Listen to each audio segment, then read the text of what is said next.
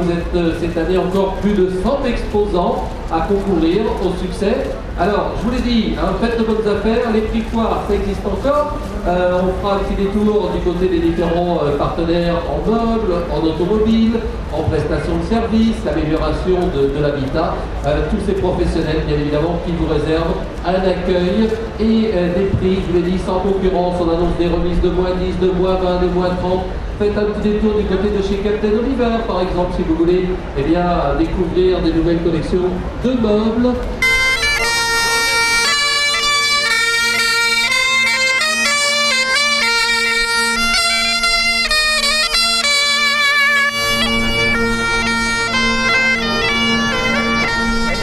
Nouvelle édition et nouveau succès pour Expoval, cette année sous le signe du Pays Basque en Muscadet, avec un programme riche en couleurs. Alors cette 65e édition a à la fois plein de nouveautés, mais aussi tout ce qui fait la qualité de cette foire, c'est-à-dire les rendez-vous habituels. D'abord un grand concours de vin du vignoble nantais qui s'est passé la semaine dernière. Le rendez-vous du vendredi soir où hier soir nous avons fait salle comble dans un paysage de nos invités d'honneur, c'est-à-dire le Pays Basque, et dans une ambiance aussi musicale qui était du chant basque qui passait de table en table. Alors ça c'était pour hier soir. Aujourd'hui le grand rendez-vous ici et nouveauté que l'on peut trouver dans cette salle, c'est d'abord le mariage des produits du terroir, de la gastronomie basque et de nos vins qui sont mis à l'honneur. Nous avons aussi à l'intérieur de l'exposition l'association des commerçants qui a fait un stand commun où on peut retrouver tout le savoir-faire des commerçants valtais sur ce grand stand pour représenter Valette.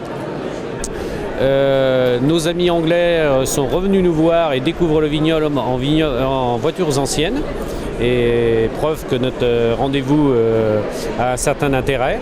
Nous aurons une découverte aussi cette année du vignoble en hélicoptère. Il faut s'inscrire au bureau d'Expoval pour faire une balade de 10 minutes et découvrir le vignoble vue désert. Et demain pour les courageux, les fidèles rendez-vous avec rando VTT, cyclotouristes et pédestres. Pour ceux qui sont un peu plus frileux le matin, il y aura à partir de 10h la dégustation des vins du Val-de-Loire organisée par Interloire.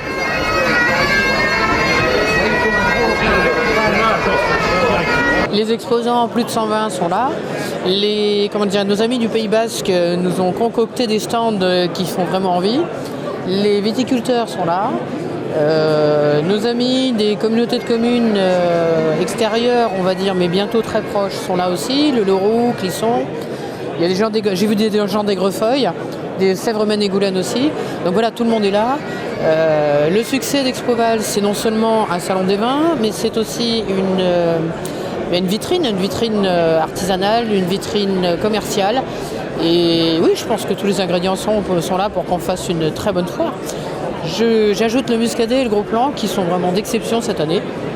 Je préviens les consommateurs qu'il n'y en aura pas pour tout le monde et que c'est vrai que c'est encore une année dure pour les vignerons puisque la trésorerie n'est pas forcément au rendez-vous pour l'instant, mais ce sont d'excellents produits à l'unanimité. Tout à l'heure, vous parlez de la commune, des communes aux alentours. Est-ce que la foire va devenir intercommunale? Est-ce que tout le monde va se rassembler pour faire quelque chose de grand? C'est une très bonne question. Je vous remercie de l'avoir posée. J'ai pas toutes les manettes. Moi, ce que je souhaite, c'est qu'on fasse de cette foire un vrai événement de territoire, que les Nantais aient envie d'y venir, parce que les Nantais sont des consommateurs, sont des ambassadeurs du Muscadet. Après, il y a plus de 90 bénévoles qui travaillent sur cette foire, qui sont des bénévoles de Valette.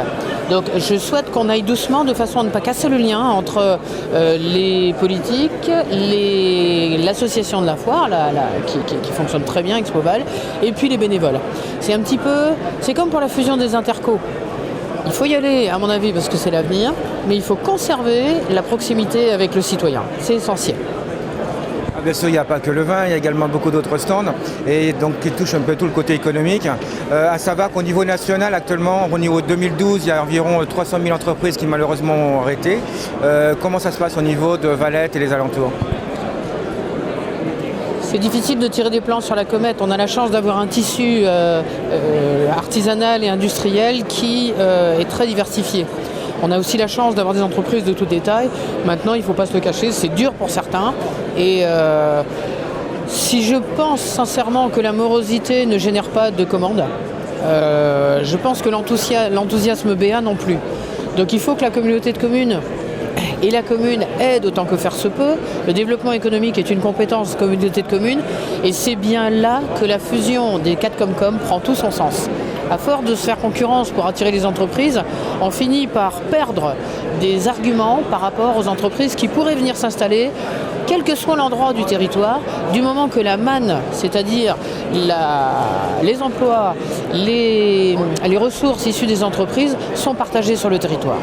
C'est bien ce qui justifie ma position au niveau de la fusion des 4 Comcom, mais encore une fois, je suis complètement intransigeante sur le fait d'être près du citoyen et de garder aux communes leur rôle. Alors, sachant qu'en plus, il y a une TVA qui va augmenter certainement, il y avait une taxe professionnelle qui a changé de nom mais qui a également augmenté, et puis pas mal d'autres impôts qui vont arriver qui vont plutôt empêcher, je dirais, la progression au niveau des entreprises. Quel est votre avis sur ces impôts ? Ce sont souvent les mêmes qui se plaignent de l'augmentation des taxes, en particulier de la CFE, et qui nous demandent de refaire les trottoirs, les parkings et les éclairages publics dans les zones industrielles. L'un ne va pas sans l'autre. C'est vrai que l'argent public va devenir rare. Il va falloir justifier l'endroit où on le met, l'endroit où on investit.